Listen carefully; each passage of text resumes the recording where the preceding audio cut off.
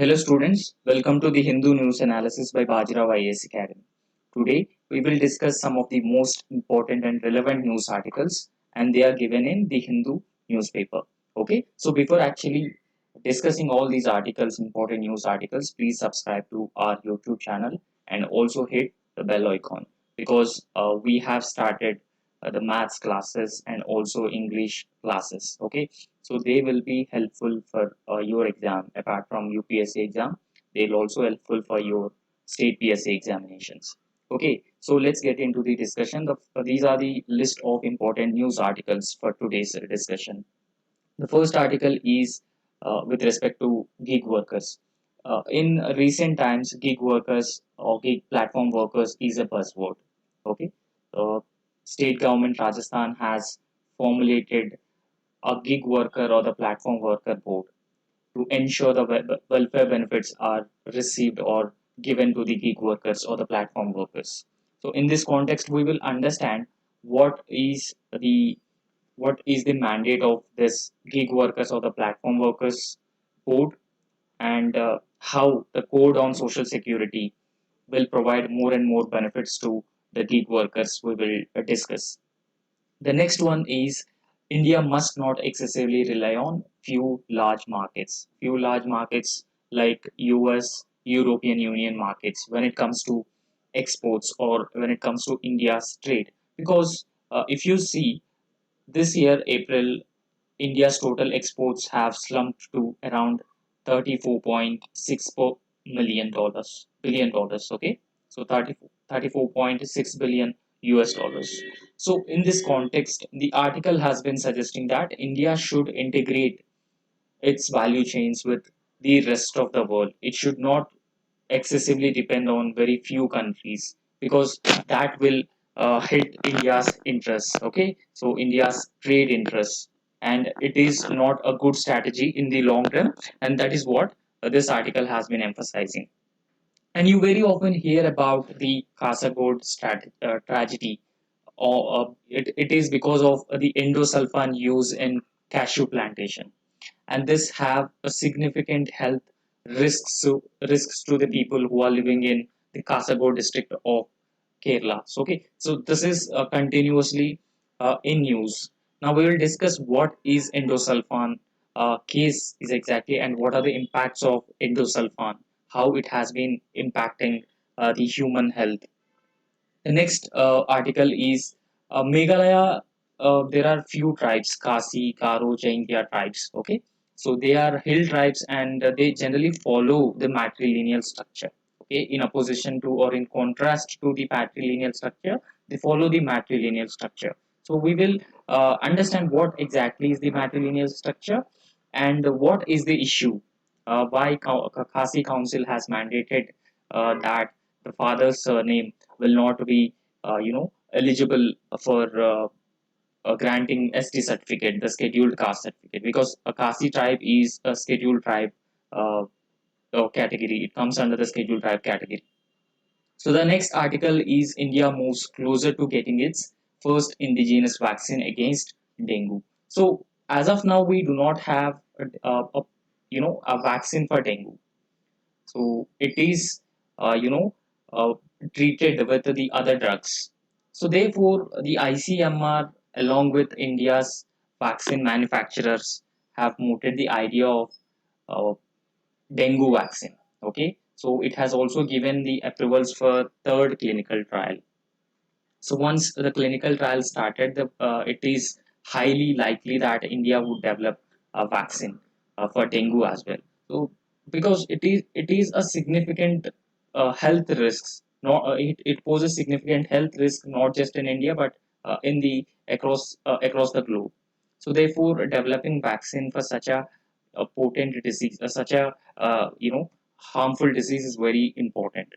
Now, the next article is National Human Rights Commission. So, National Human Rights Commission flags rise in child sexual abuse content or child sexual abuse material online.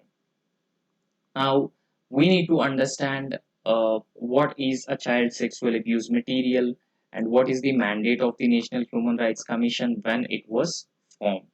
Okay, so we will discuss all important articles, or these are all important articles. They are important for prelims and mains as well. Now, this is the first important and relevant news article. So, this is with respect to the Rajasthan move spells some hope for gig workers. Okay, so before actually discussing Rajasthan's move, to setting up a board, a welfare board for the gig workers, we need to understand who are the gig workers. We need to be clear with the concept. So please understand, gig workers actually an individual employed transactionally on a time. Okay, so they are generally temporary employees. For example, they are hired for a particular work, and if that work is done, so they are not related with that company. Okay, so they are also paid for that particular work being done by them. Now, gig workers are an individual employed transactionally on time or task based manner. Okay, so they are particularly employed for a particular task. If the task is done, they'll be paid, and okay, so there will be no relation. And they also have the flexibility to choose their hours of work.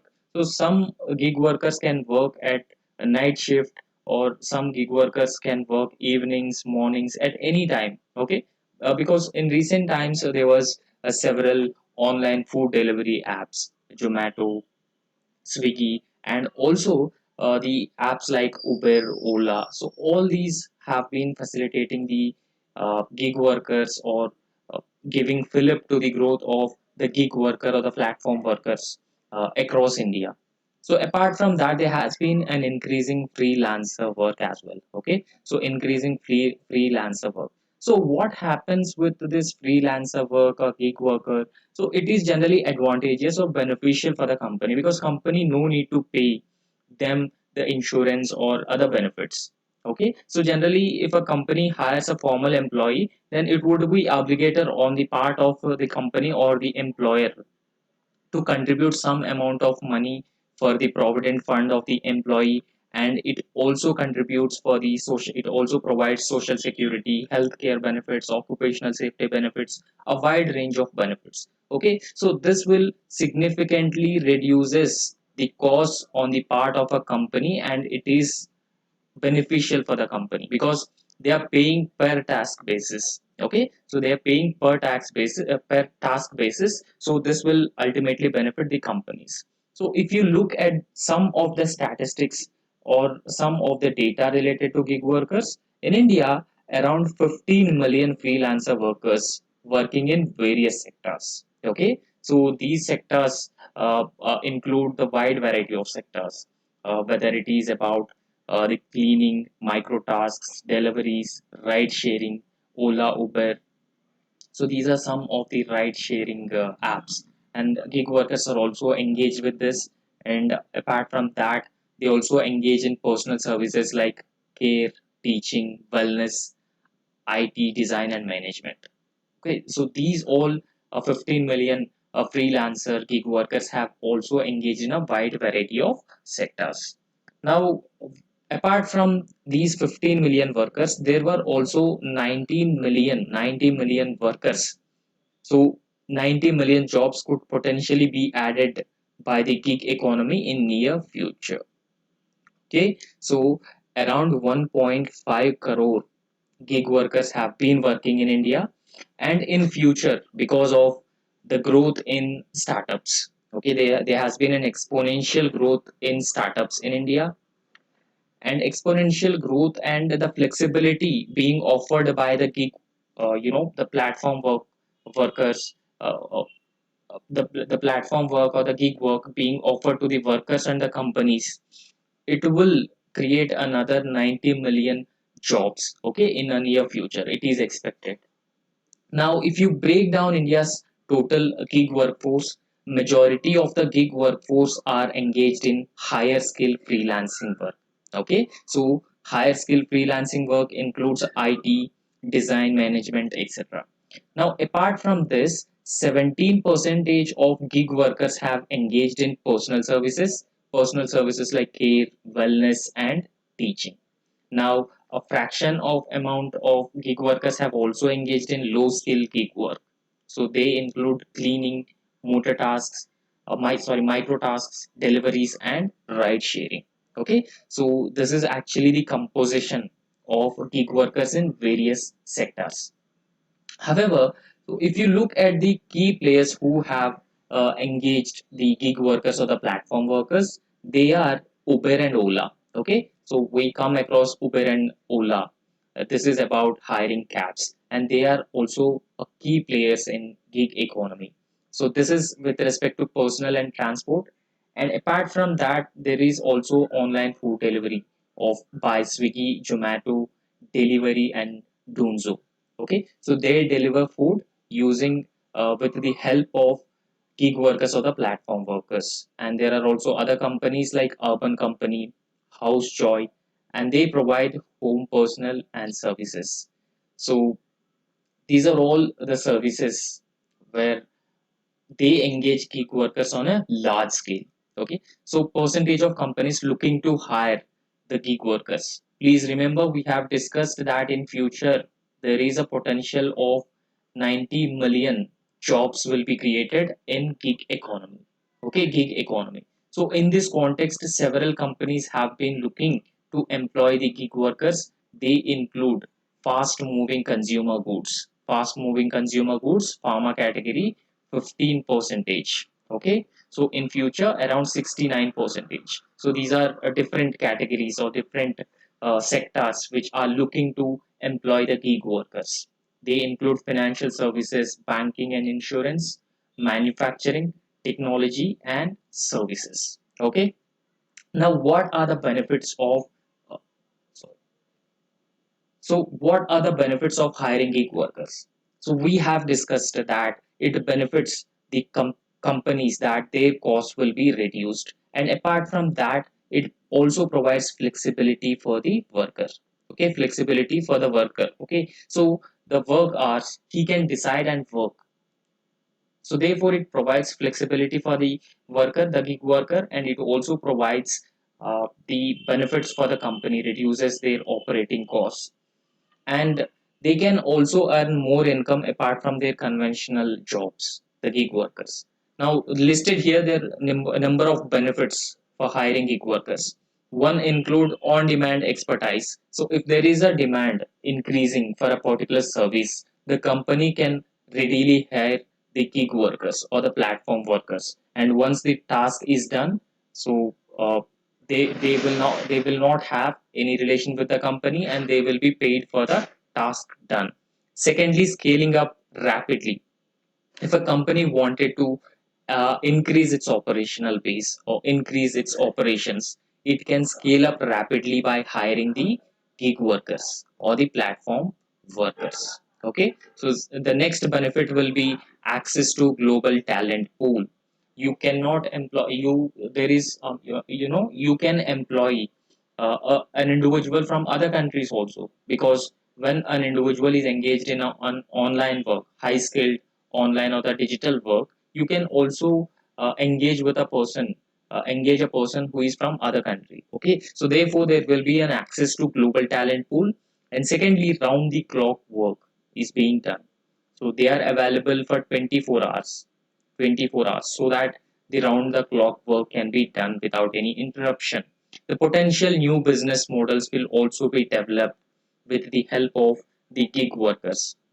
And secondly, optional payment of benefits. This is I have already told that if an employee is engaged in a particular job, and if his income is inadequate, so he can also be part of any gig work or the platform work. And secondly, save on hiring expenses. The companies can save on hiring expenses. This will be, a huge cost reduction advantage for the companies. So therefore, they will also save on hiring expenses. So these are all the benefits of hiring gig workers. Please note down all these benefits. Now, what this article has been discussing. So this article has been discussing about Rajasthan government recently brought or recently, set up a welfare fund. This is India's first welfare fund. Okay, this is India's the first welfare fund for the gig workers, and this welfare fund is called as Rajasthan Platform Based Gig Workers Social Security and Welfare Fund. Okay, so the name of the welfare fund is Rajasthan's Platform Based Gig Workers Social Security and Welfare Fund. Please also remember this is India's first welfare fund. Secondly, this is first real instance of regulatory move, okay, by any state. This is particularly for the gig workers and the platform workers by any state government. Okay, so we all know that there was a code on social security that was passed in the year 2020. Taking inspiration from the code on social security, the Rajasthani government have come up with such a platform based gig worker social security and the welfare fund, keeping in mind the vulnerabilities of the gig workers. The government of Rajasthan have brought such a welfare fund. So this is largely termed as a regulatory move for the welfare and the benefit of the gig workers. Secondly, the code came amid the COVID-19 pandemic. So this is, we are discussing about the code on social security. Okay, so when this code was brought, this code was came amid in the middle of the COVID-19 pandemic, where we have understood the potential benefits of the platform workers. Okay, so at that time we realized that the platform worker or the gig workers became the backbone of metropolitan logistics, and not just for the metropolitan logistics but also acting to serve the customers, working with and for state governments in their food relief schemes. Okay, so these are the wide range of the benefits or the potential benefits we derived from the gig workers during the COVID-19 pandemic and the lockdown periods. So this essentially proves that the gig workers have enormous potential. Okay, they have an enormous potential to change the work landscape. Now, the Rajasthan government has brought us such a fund. This is a very good attempt to provide social security for the gig workers. However, it is a first state only. This is only a first state, even though we are in the year of 2023. Rajasthan is only state which brought such a fund, and many states had to act, or many states had to implement the provisions of code on social security that was actually passed in the year 2020. Okay, so please understand, the Rajasthan platform based gig workers welfare board will be a familiar institution. Okay, so there were several other boards were also constituted earlier after independence. For example, for construction workers also there was a separate board. Okay, so in these same lines, there was a separate board for the gig workers also constituted. And this board is a familiar institution, and this board can be used to serve the needs of a technology mediated workforce. We know that the gig workforce is a technology mediated. How it is a technology mediated? For example, when they are engaged in a ride sharing work. Now, generally, people book cabs with the apps, and generally people also order food online through online mediated apps. So this effectively proves that they are a technology mediated workforce. Okay, so this is a familiar institution and that used to serve the needs of technology mediated workforce. Now, please also understand the composition of the welfare board for the gig workers. This is actually a tripartite institution. Okay, this is a tripartite institution, and this constitutes the representatives from bureaucracy, employers, clients, workers' unions, or associations. So, all the individuals are part of the welfare board for gig workers. Okay, so this gives a different stakeholders being engaged in such a board will make it more dynamic. Okay, more dynamic, and it will help understand the grievances or the problems of the gig workers and help solve their challenges. And the Rajasthan platform based gig workers platform board, it aims to deliver social security benefits between 3 to 4 lakh, okay, 3 to 4 lakh workers in a state. So it is estimated that the state have around 3 to 4 lakh gig workers. So therefore, the Rajasthan platform based gig workers welfare board aims to deliver these social security benefits to around 3 to 4 lakh gig workers.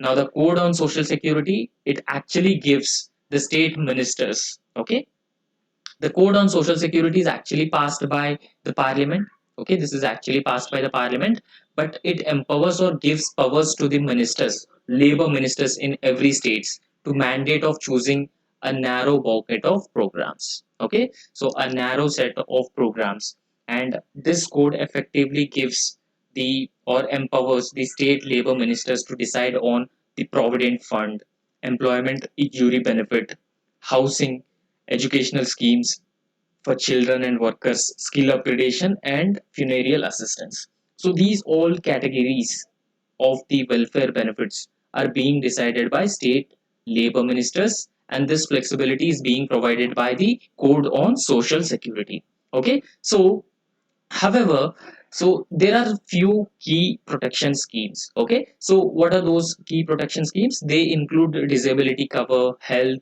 maternity benefits, old age protection, and education. So they will only be initiated or started by the central government. Okay, so you have to understand the difference between these two aspects. The first set of welfare programs are decided by the state labor ministries, and this power is being given to the state labor ministries by the code on social security. However, the key protections like disability cover, health, maternity benefits, old age protection, education, so these are initiated, started by the central government, and they are also funded by the central government, and state governments have no role in these welfare benefits. Okay, however, this restriction could be further exacerbated by the lack of a shortage of funds. Whether it is with the state or whether it is with the center, there is a lack of funds.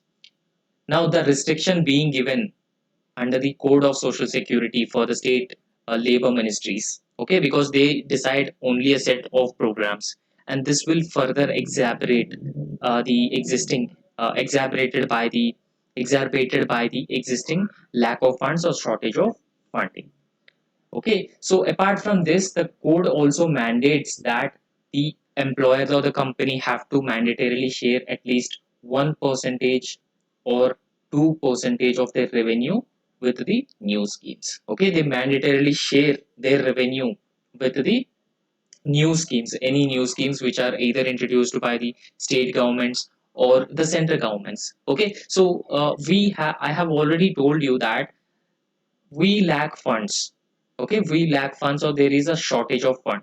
So any provision of contribution by the employer, either 1% or 2% to the welfare schemes for the gig workers, welfare schemes for the gig workers will make that these schemes are more fruitful and productive also, because more and more gig workers will be covered, and this will also provide a source of revenue for the state governments or the center to finance the welfare programs which are being provided to the gig workers. Okay, so this will further answer key questions of the central and state governments, so as to who pays for gig and platform worker protections. Okay, so when they charge 1 or 2% of revenue from a particular company, and that critically, or that will address the issue of who will pay for the benefit of platform workers. Now there lies a challenge ahead of the implementation of this, the gig workers or the platform workers welfare board, and implementation of the code of social security 2020. Okay, so what is the challenge? The challenge which is actually mentioned is the code on social security does not consider how to handle labor rights of gig or platform workers. Okay, so gig workers or the platform workers also have the labor rights. Okay, so the code on social security does not consider how the center or the state governments need to handle the labor rights of gig workers or the platform workers, but it may be discussed about the industrial or the labor rights of industrial workers. Okay, industrial labor rights of industrial workers only, but not the gig workers. So this is an issue, and this will be a challenge because there are chances that the labor rights of gig workers may be violated because several companies, despite using the facilities of the gig workers, they may not pay for the gig workers or they are underpaid. So all these have to be addressed. All these labor rights or the labor issues have to be addressed in the domain of gig workers or the platform workers as well. Okay. However, the code on social security only seeks to give them protections from vulnerable aspects of their work. So it identifies several vulnerable aspects, and it only seeks to give them certain protection, certain degree of protection from vulnerable aspects of their work, but it does not mandate how it would handle the labor rights of gig workers or the platform workers. Okay, so this is all about the gig workers. Okay, in the context of UPSC for GS mains, especially paper 3 aspect, paper 3, it is very important. So the next important news article is with respect to the trade. I have already told you that the article has been suggesting that India should diversify its export destinations. It should not depend on very few countries like European Union and USA. Okay, so it should look to diversify its exports, and that lies in the long term success of India's trade, and that will also help in reducing current account current account deficit, because whenever there is a recession in the one part of the world, for example, in European Union or USA, and that will significantly lowers the demand for export, and that impacts India's overall trade. So therefore, India should look to diversify the trade, exports or export destinations. Now, this article has also said that in this financial year, April, there was a significant decline in exports. Okay, significant decline in overall exports.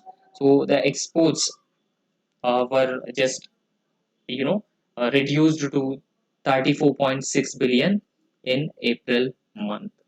So this shows that there is a less global demand. Okay, so please observe the imports and exports. So what constitutes, for example, when it comes to imports, India imports more from China. Okay, India imports more from China. So because of this reason, we have a significant trade imbalance with China. Trade imbalance with China. Okay, this is very often emphasized by the Indian side to reduce the need for a huge trade imbalance. And the second major destination of import from to India is from UAE. Okay, so UAE around 19.6 billion, and after that it is Saudi Arabia and US and then Switzerland. Please remember India's top 5 import destinations, right? So India total exports or India's top import items include the petroleum or crude. This is India's the top import item, followed by gold and silver, electronic goods, pearls and precious stones, non-electrical machinery. Okay, so these are the items India generally import. Now, apart from this, India's exports to other countries. Okay, in what India exports to other countries? India generally exports the petroleum products. So we have a strong refinery base in India. Okay, so since we have a strong refinery base, we import the crude oil, uh, import the crude oil, and after refining crude oil, we export the crude oil or the petroleum-based products to other countries. Since yesterday also we have discussed about the windfall profits. Windfall profits are being made by the petroleum or the refinery companies owing to the global demand for the crude oil. Now, when they are exporting crude oil or petroleum products, neglecting the domestic markets, that would create inflationary situation in the domestic economy. That would increase the fuel prices in the domestic economy. So therefore, India has imposed the windfall taxes on those companies which have been exporting or which has been gaining from the global demand or the geopolitical situation. Okay, so top India's exports are petroleum products. Okay, so for petroleum products, so gems and jewelry places the next position, and the pharma, transport equipment, and machinery instruments are India's top exports. Now, India's top export destination is United States. Okay, so India's top export destination is United States. United States followed by European Union, Singapore, China, and Hong Kong. So these are India's top export destinations. Now, please understand trade deficit. What exactly is a trade deficit? When a country has been importing more, when a country has been importing more than its exports, then it is said that a country has been facing the balance of payment crisis or trade deficit or trade deficit. You can also understand this trade deficit with respect to the bilateral trade, okay, bilateral trade and also multilateral trade. However, most of the time India faces a huge trade deficit. Okay, so trade deficit is known as the balance of payment, a situation where a country is buying more from other countries as compared to selling them. Okay, so trade deficit is a total value of exports minus total value of imports. For example, India has been importing, India has been importing the value worth of 200 rupees of goods, and minus India has been uh, India has been exporting 200 rupees of goods and importing around 400 rupees of goods. Okay, so now the total trade deficit is minus 200. Okay, minus 200 will be total trade deficit because India has been importing more than exporting. So therefore, India has been experiencing the trade deficit. Now, what are the causes and effects of trade deficit? First, understand the causes. Focus is on importing instead of producing within the boundaries of an economy or boundaries of a financial system. For example, recently India started the Atmanirbhar Bharat Abhiyan. Okay, Atmanirbhar Bharat Abhiyan, self-reliant India. So this is one way of emphasizing on domestic industries or domestic manufacturing. Okay, so this has also given fillip to the Make in India initiative started by the government of India. Okay, so when a country has emphasizing more on importing instead of producing within the country, so then also it also increases the current account deficit. Secondly, goods are manufactured in foreign countries while raw material is exported. Okay, so for example, goods have a higher value than the raw material.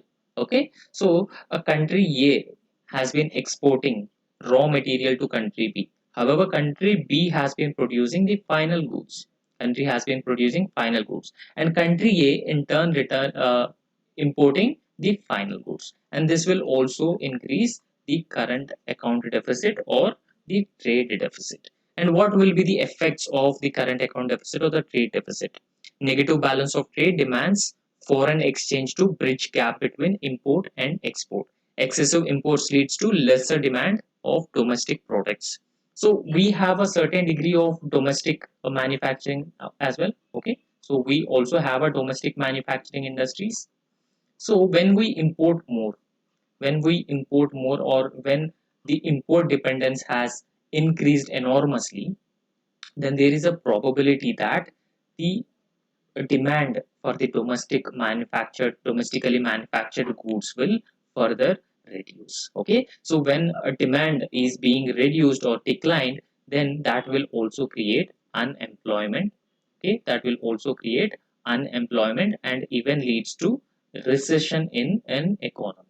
Okay, so these are the effects of trade deficit. So it comes with certain advantages and disadvantages as well. So what are the advantages? The advantages include a variety of products being imported, and secondly, a competitive price, because we have access to the global supply chains and we also have access to wide variety of products, and initially improves the standard of living and overcomes the scarcity of goods and services, and there is a lesser risk of inflation, and it also encourages the foreign direct investments. Okay.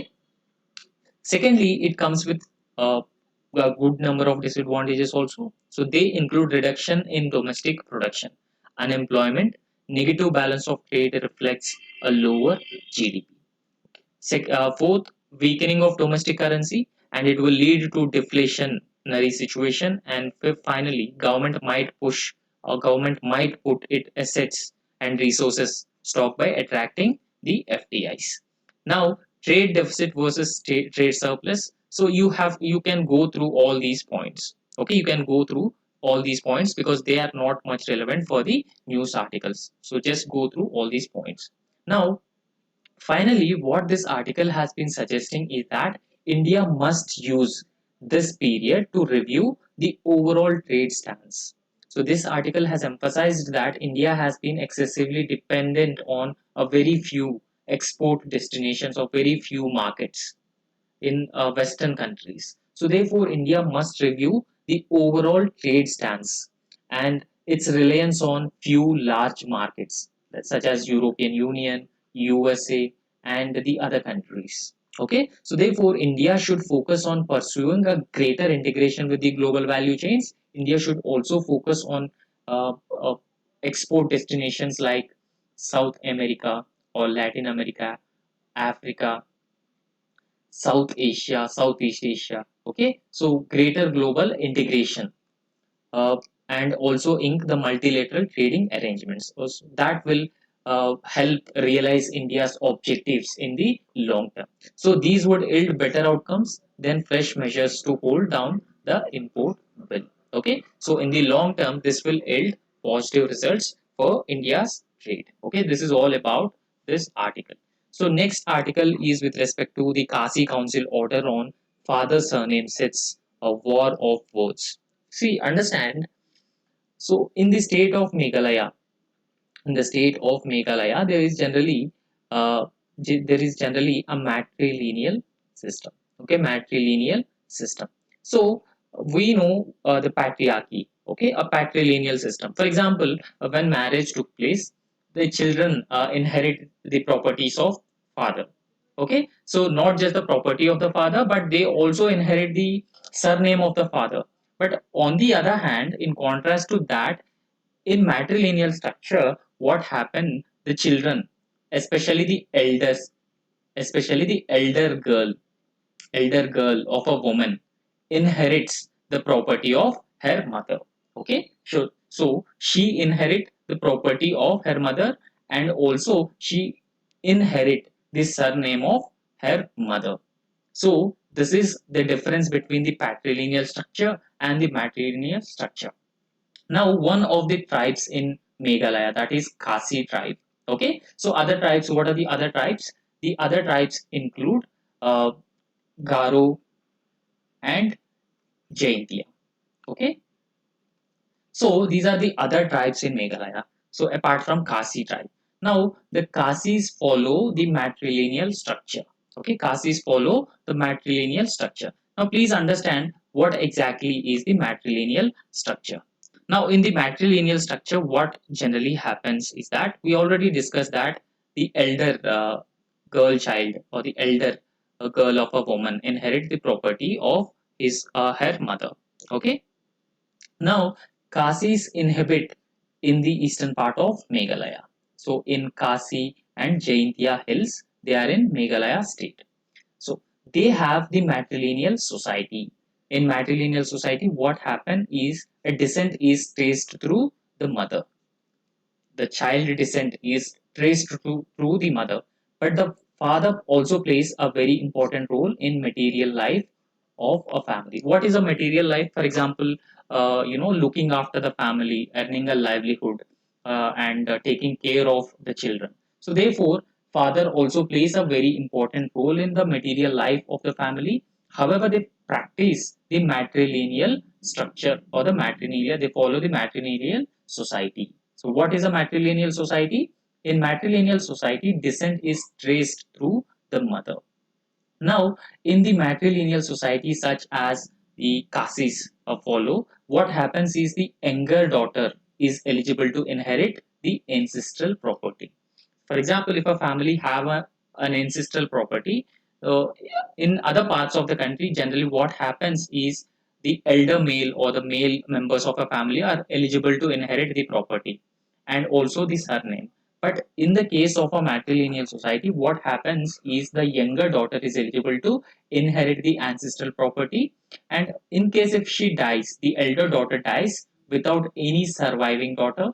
So if she does not have any surviving daughter, then her next sister, then her next elder sister inherits the ancestral property. And after her next ancestral property, the youngest daughter of that sister, okay, youngest daughter of that sister is eligible to the inherit the property. Okay, so this seems a bit complex, but please understand, this is also, the kind of a matrilineal structure which generally followed by the Kasi tribe.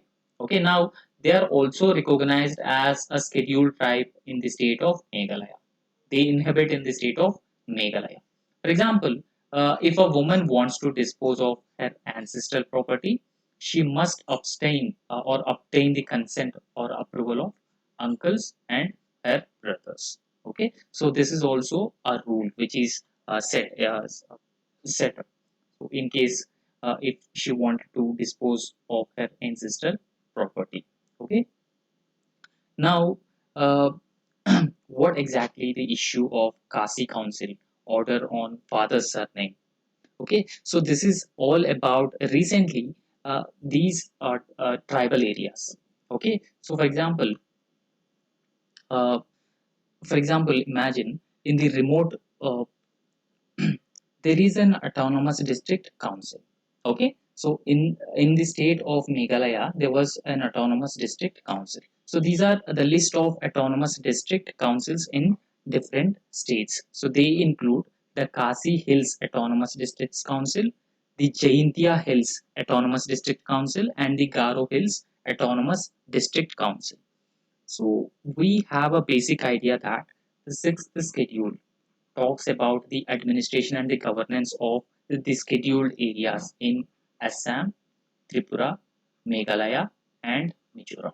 Okay, so in all these four states, the sixth schedule governs the administration and the governance of the areas. These are also known as the sixth scheduled areas: Assam, Meghalaya, Tripura, and Mizoram. Okay.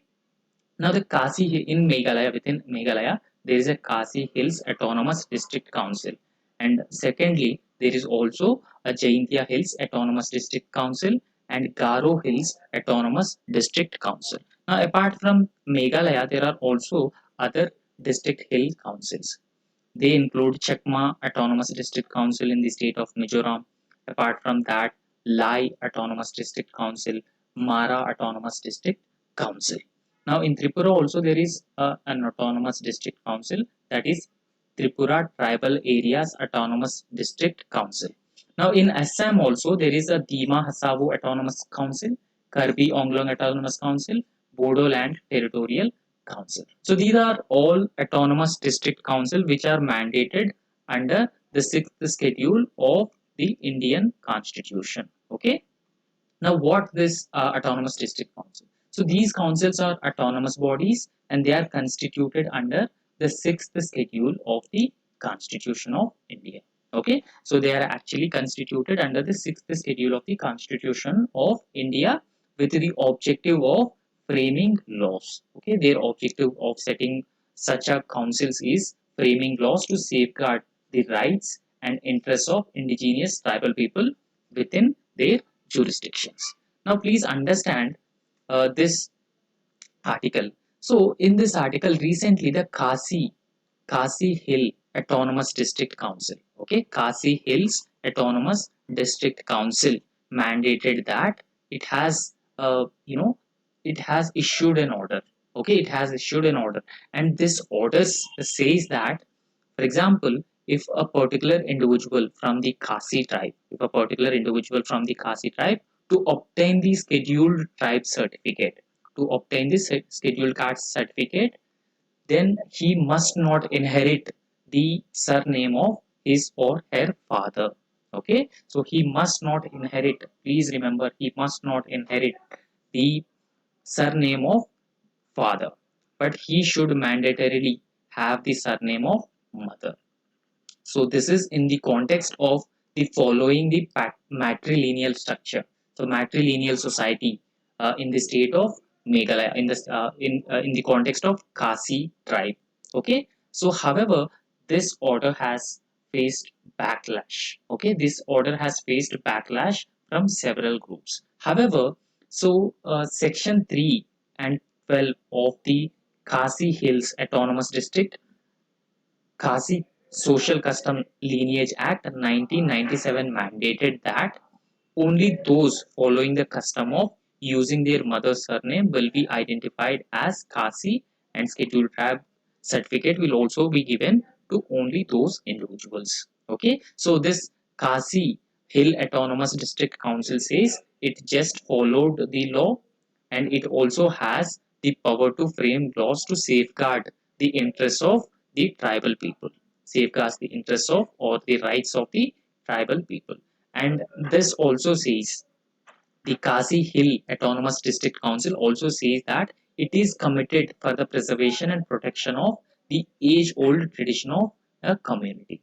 Okay, so matrilineal society is an age-old tradition of the community, and the order, the recent order issued by the Autonomous District Hill Council, is in line with such an age-old tradition of the community. Okay, so this is about. Now, apart from this, uh, please understand the other aspects of the matrilineal society. The matrilineal society. So Meghalaya is part of the northeastern India, and the Khasi tribe.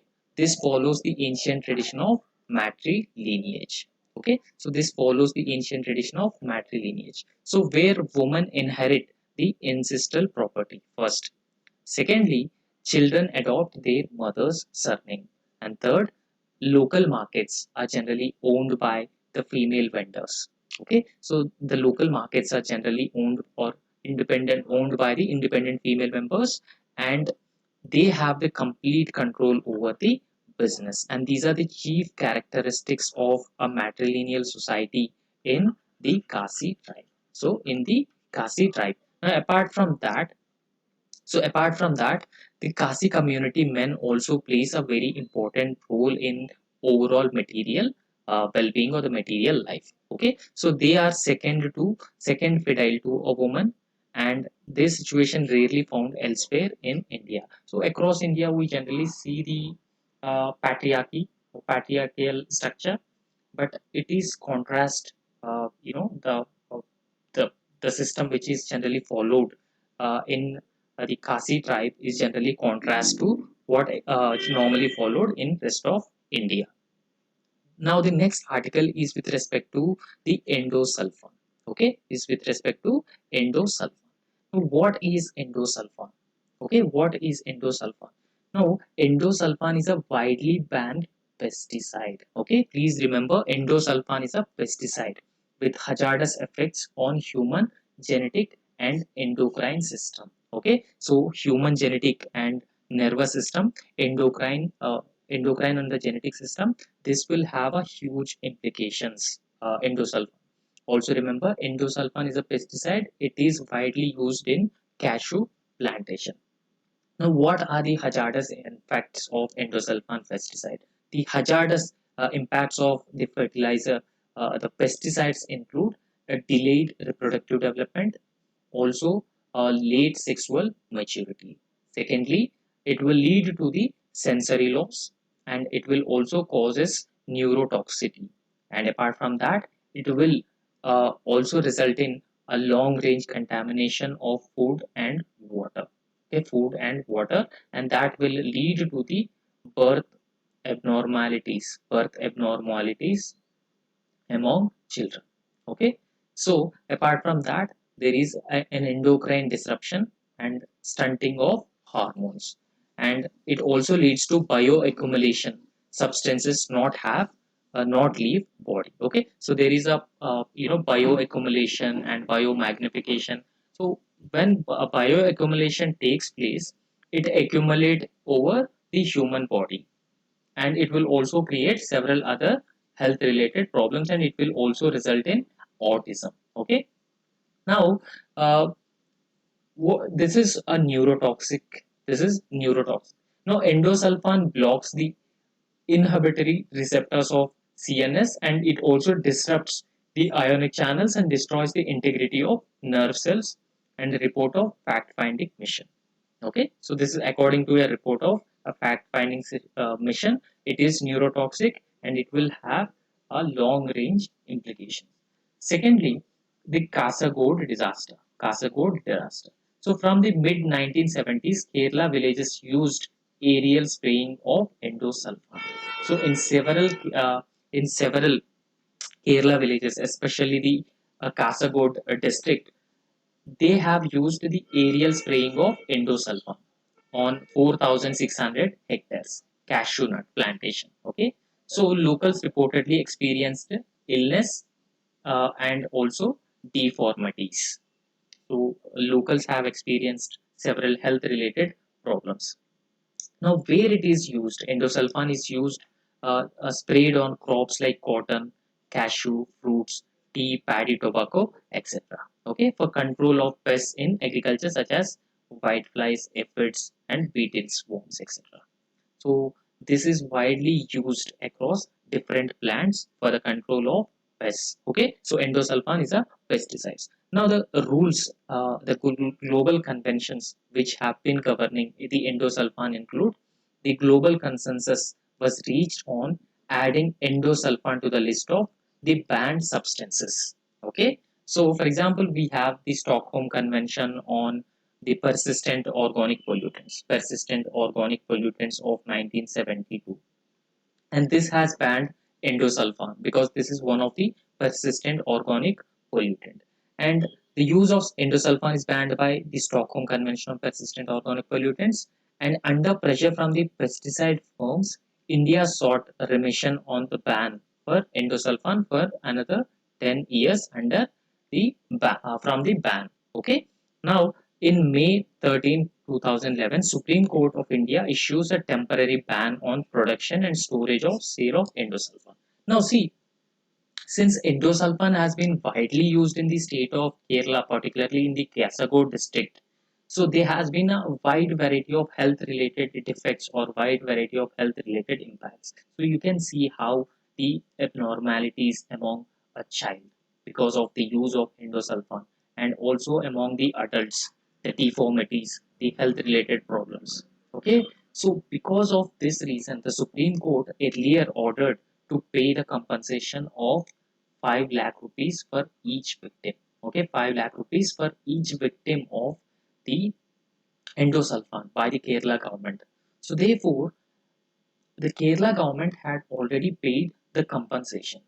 However, now the issue is the palliative care and the medical care for the endosulfan victims is the need. Now, as of now, the Supreme Court has been monitoring the medical care, the palliative care, and compliance of the Kerala government with the compensation.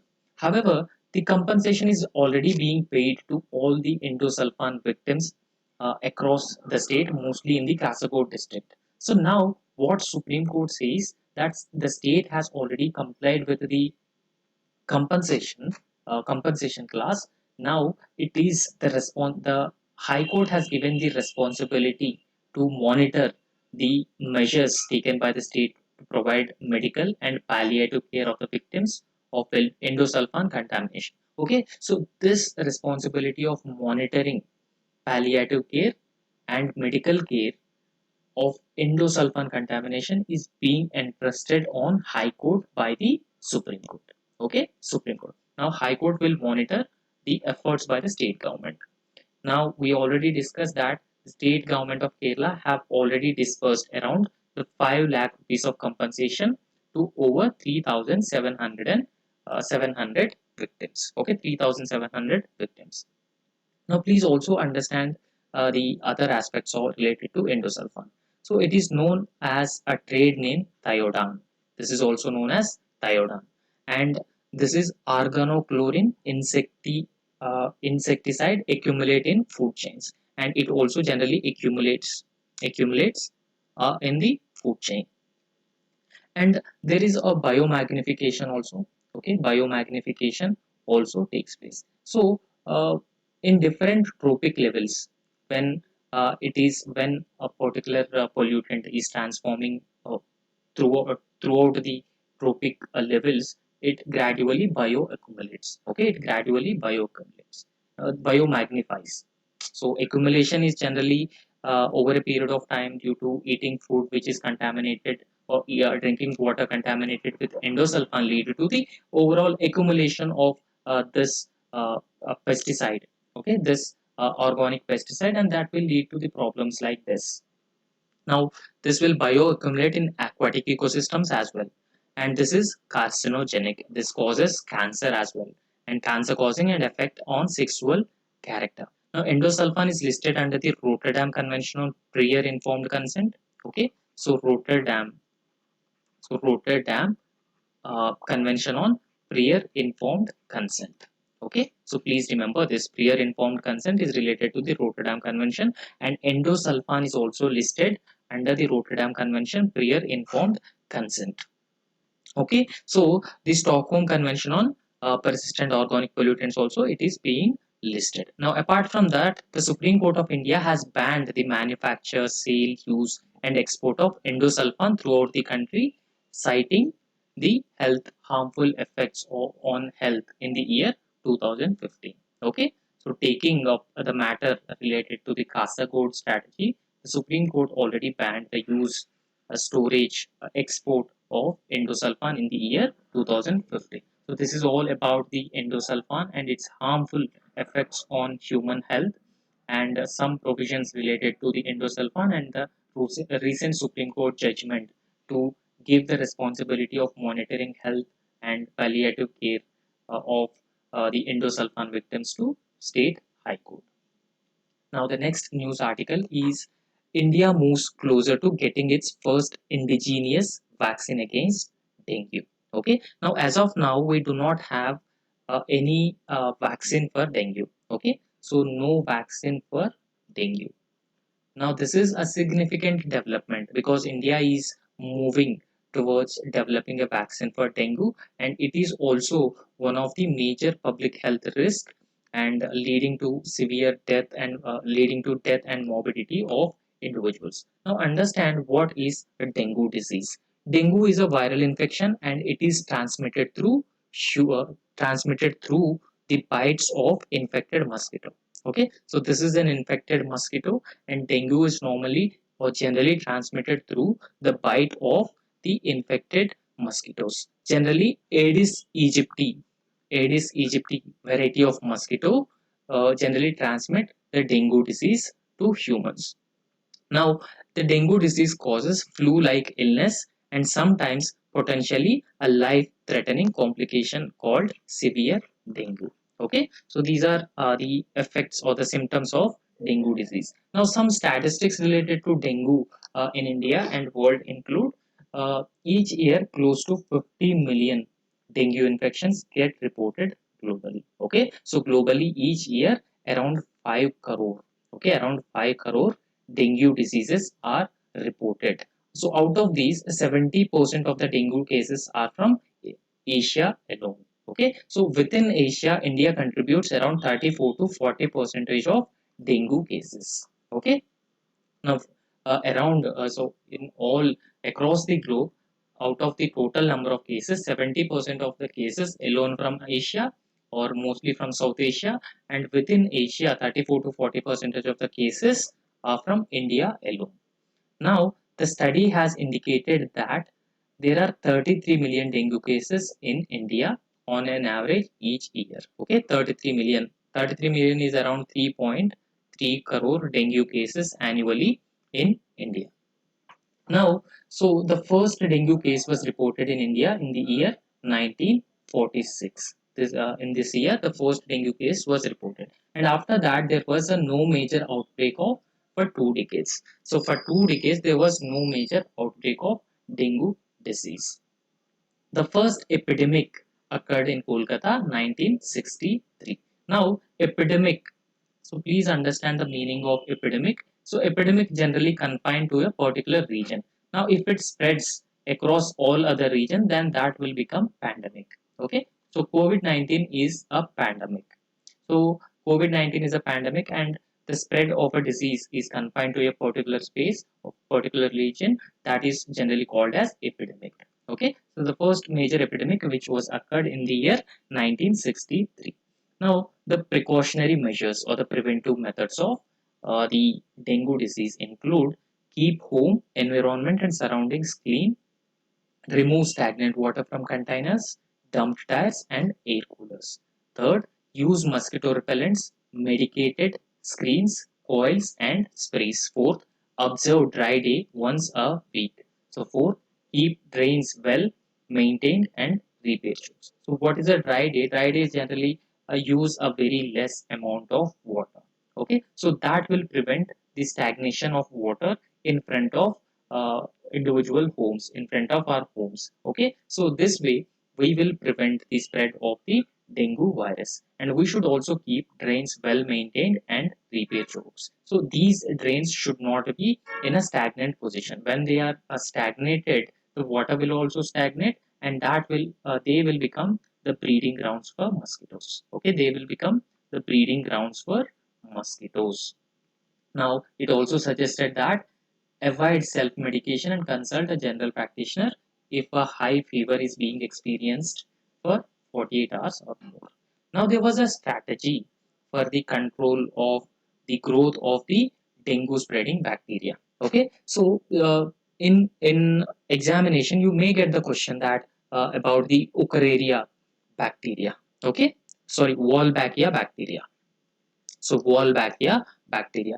Now Wolbachia, generally in this procedure, what happens is that mosquitoes are artificially infected with Wolbachia strains. Okay, so they are generally infected with the Wolbachia strains, and Wolbachia compete against other viruses like dengue in mosquito, and eventually overthrowing them. Okay, so once we infect Aedes aegypti mosquito with Wolbachia bacteria, so this will compete with other viruses.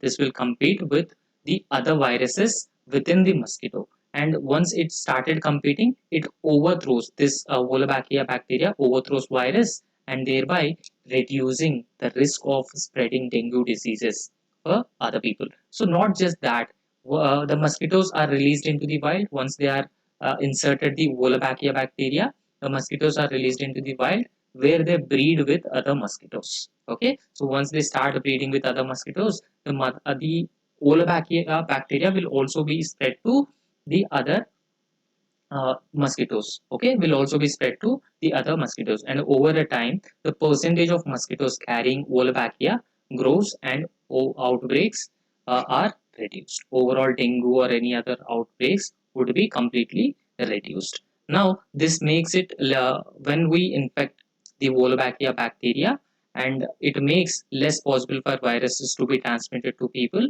when mosquitoes bites them. Okay, now what exactly this article has been saying, the news article has been saying is that India has been moving a step closer in developing the dengue vaccine. So please remember, as of now, we do not have a vaccine. So India's first vaccine against the dengue, a drug maker Serum Institute of India and Panacea Biotech have submitted their responses to the call by the Indian Council of Medical Research for expression of interest for collaborative phase 3 clinical trials of indigenous manufacturers. Okay, so they are the indigenous manufacturers, both Panacea Biotech and the Serum Institute of India, and they have this shown interest to the phase 3 clinical trials. Okay, phase 3 clinical trials of dengue vaccine. So once we develop the dengue vaccine, this is a very significant development, and that will reduce the morbidity and mortality due to the dengue virus. So the phase 3 trial is being done particularly for the evaluation of efficacy along with safety, immunogenicity of the tetravalent dengue vaccine. Okay, so this will being developed by the Indian manufacturers. Okay, now Indian Council of Medical Research says that the virus actually causes a significant morbidity and mortality across India. Around 2 to 2.5 lakh cases reported annually in India for dengue disease. Okay, so even the World Health Organization in the year 2019 declared dengue disease one of the most top 10 global health threats. Okay, so this is one of the global top 10 health risks. Now, as of now, there is no specific treatment for dengue disease. Several, I have already told you that there is no specific medicine for the dengue disease. So therefore, there is an urgent need to develop effective vaccines against the dengue, effective vaccines. So now the uh, uh, the Serum Institute of India and the Panacea Biotech have collaborating to develop a vaccine. So there is a need to develop effective vaccines against the viral disease. Next, the National Human Rights Commission. Okay, National Human Rights Commission flags a rise in child abuse content in social media. Okay, there is a rise in child abuse content in social media. Now, the National Human Rights Commission uh, taking a particular issue as a suo motu. Suo motu means no one filed a petition or the complaint before the National Human Rights Commission, but it has taken the issue voluntarily, taking itself the cognizance of a media report. So this media report says that there has been an increase of the circulation of child sexual abuse material. Child sexual abuse material increase in around 250 to 300 percentage. Okay, so since the child sexual abuse material and its circulation would have a significant uh, impacts on children, and it will also pose challenges to development and the growth of children, development and growth of children. So the National Human Rights Commission has taken cognizance of the media report. The media report says there has been a 250 to 300% rise in circulation of child sexual abuse material. However, the National Human Rights Commission have also said that the circulation of child sexual abuse material or the child sexual abuse material is of foreign origin. Okay, so this is a foreign origin material. So far, the Indian agencies have not come across the Indian child sexual abuse material. Okay, Indian child sexual abuse material is not found by the Indian agencies. The National Human Rights Commission has also observed that the material is actually the violation of human rights related to life, liberty, dignity of citizens. Okay, so this is actually the violation of human rights relating to life, liberty, and dignity of citizens. And it also stressed on protection of young children from the danger of child sexual abuse on media. Okay, on social media. Now, the National Human Rights Commission had uh, held that it had been concerned with the ill effects of child sexual abuse material on human rights because as it may cause irreparable psychological damage to children and it will also impact their growth and development. Okay, so please, type in the comment section whether the National Human Rights Commission is an executive body, a statutory body, or a constitutional body. Now, the National Human Rights Commission. So some details about the National Human Rights Commission. So when it comes to the origin of the National Human Rights Commission, uh, this is formed by the National Human Rights Commission Act 1993. So the composition of the National Human Rights Commission includes one chairperson, four members, and four ex officio members. The ex officio members are from, the chairman of the Scheduled Caste, National Commission for Scheduled Caste, National Commission for Scheduled Tribe, and National Backward Classes Commission. Okay, so National Backward Classes Commission, etc. There are four ex officio members, four members, and one chairperson. The qualifications were also prescribed for the chairperson and members of the National Human Rights Commission. They include chairperson is the retired Chief Justice of India. He is a retired Chief Justice of India. Now, members include serving or retired judges of the Supreme Court, serving or retired judges of the Chief Justice of the High Court. Okay. Now, serving judge can also be a member of the National Human Rights Commission. Now, apart from this, members should be knowledgeable in human rights, and the ex officio members include chairpersons of National Commission for Scheduled Caste, National Commission for Scheduled Caste, Scheduled Tribe, National Commission for Women, and National Commission for Minorities. Now, serving Supreme Court judge or serving Chief Justice of High Court can be appointed after consultation with the Chief Justice of India. Now, when the appointment of serving High Court Chief Justice or the Supreme Court judge is being made, it is mandatory to consult with the Chief Justice of India, and appointments can be made only after the consultation. Now, appointments are being made by the President. Now, the committee recommend the names of chairperson and members. Okay, so the committee constitutes 6 members. They include Prime Minister, Home Minister, Deputy Chairman of Rajya Sabha, Speaker of Lok Sabha, Leader of Opposition in the Rajya Sabha, and the Leader of Opposition in the Lok Sabha. Okay, so these 4 members are from Lok Sabha and both the houses of Parliament, and additionally we have Prime Minister and Home Minister.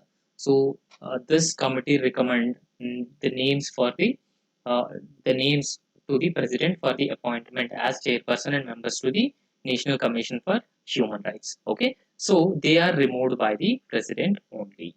Okay, they are only removed by the President. So this is all about the National Human Rights Commission. So please type in the comment section whether National Human Rights Commission is a statutory body, constitutional body, or an executive body.